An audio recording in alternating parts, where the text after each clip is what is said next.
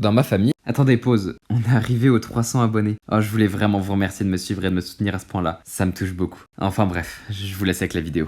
Dans ma famille, on a des croyances un peu spéciales, surtout ma mère. Elle est pas trop pour la médecine classique, ce qui fait qu'à chaque fois que je suis malade, elle est à deux doigts de m'emmener voir un chaman. Quand j'avais des problèmes de santé, j'ai donc vécu des thérapies particulières. Allez, parlons-en dans ce 17e épisode de Père Yo-Yo. Raconte-nous une histoire.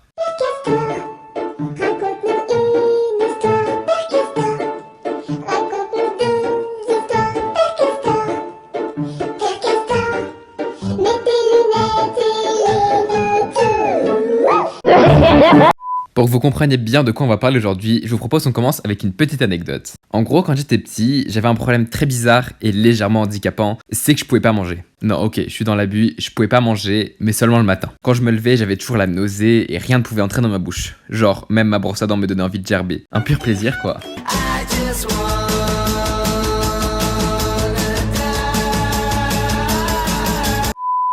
Alors avec ma daronne, on a pris la voiture et on est allé voir une très charmante jeune femme qui fait de l'acupuncture. Sauf que j'étais petit et fragile. Enfin, je suis toujours fragile. Mais bref, elle ne pouvait pas utiliser des aiguilles sur moi, quoi. La madame a donc remplacé les aiguilles par...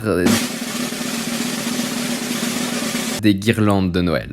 C'est pas une blague. Je me suis retrouvé allongé avec des lumières rouges reliées ensemble partout sur mon corps. Et ça n'appuyait pas sur ma peau, ça ne brûlait pas, juste il y avait des lumières. Je sais pas ce que c'était censé faire. Et j'ai fait ça pendant plusieurs mois. J'allais chaque semaine chez elle, j'attendais une demi-heure avec des guirlandes sur mon corps. Ma daronne t'appelle à discuter avec la doctoresse. Vraiment, elle vivait sa meilleure vie. Et après, je rentrais chez moi. Pourquoi faire? Voilà, oui. En plus, ma mère avait beau dire que ça avait été magique, ça m'avait pas du tout aidé.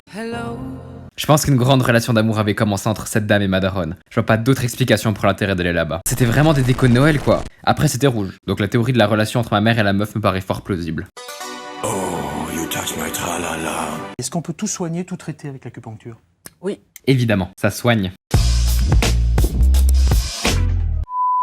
Bon, maintenant que vous avez compris de quoi on va parler, on peut passer au titre de la vidéo. Quand j'avais 8 ans, à peu près 3 ans après les événements de la folle aux lumières, j'avais un autre gros problème, c'était que j'arrivais pas à m'endormir. J'avais vraiment de gros soucis de sommeil et au lieu d'aller voir un médecin, j'ai été chez une médium. Et le pire dans tout ça, c'est que j'y suis retourné quand j'avais 12 ans. Non mais qu'est-ce qu'il est bête celui-là. À ma première visite, la meuf a voulu me faire passer pour un FDP. Au milieu de la séance, elle m'a regardé dans les yeux. Il y a eu un silence terriblement malaisant. Et elle m'a sorti la phrase « Tu as peur des handicapés, n'est-ce pas ?» J'ai rien compris à ma vie. Ça sortait de nulle part. Je me suis retourné vers ma daronne. Moi j'avais 8 ans, j'avais peur, je me demandais qu'est-ce que j'étais en train de vivre. J'avais besoin du soutien de ma mère. Et elle était captivée par ce qui se passait.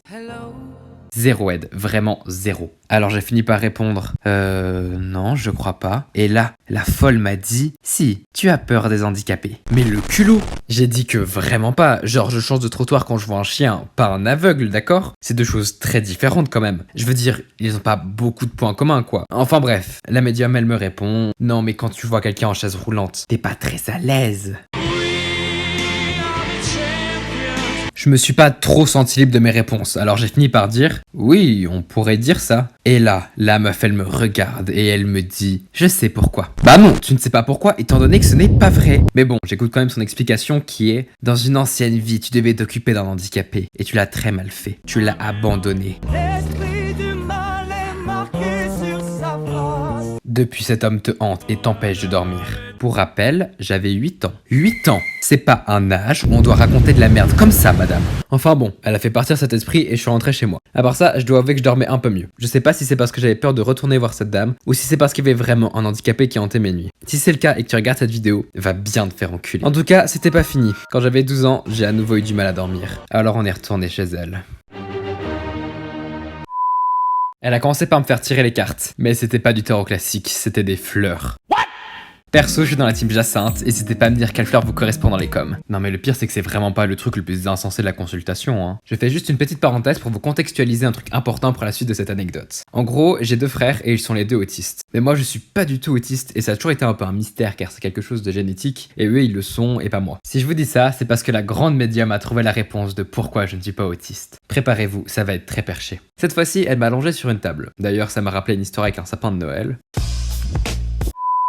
Elle a fait des trucs bizarres, mais je sais pas quoi, car j'avais la tête dans le trou de la table de massage. Et franchement, je suis content de pas avoir vu ce qui se passait. Après ça, elle m'a fait me redresser et elle m'a dit « Il y a une âme qui est avec toi constamment. Cette âme ressent beaucoup de douleur. Tu lui as fait beaucoup de mal. » Bah super, déjà que je laisse crever un handicapé, vas-y, continue, dis que je suis un connard. C'est assez fou, car cette âme en fait, c'est ton frère. Enfin, pas vraiment. Et à partir de là, je savais que ça allait partir en couille. En gros, c'était censé être un autre enfant qui devait naître, un enfant autiste. Sauf que ta mère n'aurait pas supporté un troisième enfant autiste. Déjà là, j'avais envie de l'arrêter, car vu que je suis le deuxième enfant de la famille, si ma mère n'aurait pas supporté, elle n'aurait juste pas fait de troisième. Mais bon, toi tu avais envie de sauver ta mère. Alors tu t'es battu pendant plusieurs jours contre cet enfant qui était dans son ventre, et tu as gagné. Donc tu es né. Plusieurs choses ne vont pas. Déjà, le fait que ce soit moi qui gagne, ce n'est pas possible. Ou alors, l'enfant n'était pas autiste, mais il s'agissait en réalité d'un homme tronc aveugle et atteint de Parkinson. Vraiment, il n'y a pas d'autre possibilité pour que je sois sorti vainqueur de ce duel. Et puis même, on parle de nouveau-né. Je me pissais encore dessus quand j'aurais livré un combat de plusieurs jours. Mais non, vraiment pas. Et ça veut dire que ma mère aurait eu 2 enfants dans son utérus à un moment. Je te demande pardon? Juste, c'est un non. Mais le pire, c'est que ma mère n'a pas aidé dans cette situation. Elle a préféré dire « Oh mais c'est fou, mon fils est né avec 2 semaines de retard. Vous pensez que c'est parce qu'il se battait ?» Non maman, je t'aime de tout mon cœur, mais si je suis né avec 2 semaines de retard, c'est parce que je suis né à Londres. Oui, je suis né à Londres, je pose ça là pour flex. Et qu'il n'y avait donc pas de médecin, donc tu as attendu 2 semaines que des sages-femmes viennent. C'est tout. Désolé maman, mais comme le dirait une grande femme... Ah la la la la la la la la, le mensonge prend l'ascenseur et la vérité prend l'escalier. La médium, elle a fini en disant « L'âme de cet enfant ne t'a pas pardonné. Elle est encore en toi. C'est pour ça que tu dors mal. » Mais bordel, t'aurais pu virer cet esprit en même temps que l'autre enfoiré d'handicapé que j'ai soi-disant maltraité dans une vie antérieure. Fais un effort. Bon, du coup, elle l'a fait partir en respirant fort et en bougeant ses bras de manière... artistique, bref. Elle a fini la séance en me donnant un médoc qu'elle avait fait avec des pissenlits. J'ai jamais compris à quoi ça avait servi, mais bon. Puis après, ma mère a demandé combien ça coûtait, la meuf a dit 100 francs, et ma mère a répondu 100 francs pour ça? Mais c'est vraiment pas cher. Si maman, je pourrais te donner ma vie entière tellement je t'aime, mais 100 balles pour entendre de la merde pendant 1 heure. C'est énorme. Mais bon, au moins grâce à cette médium, j'ai appris que j'étais un gros FDP qui abandonnait et battait les handicapés. Sympa.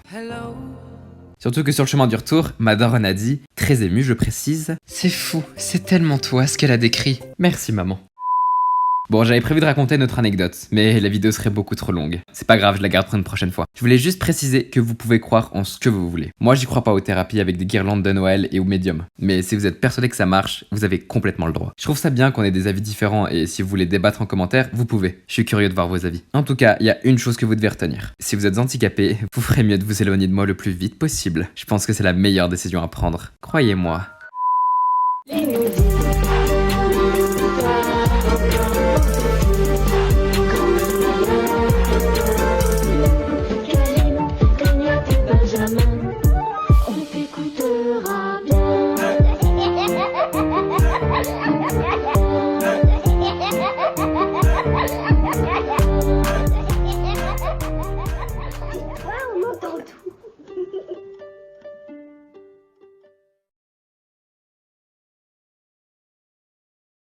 Ah la la la la la la la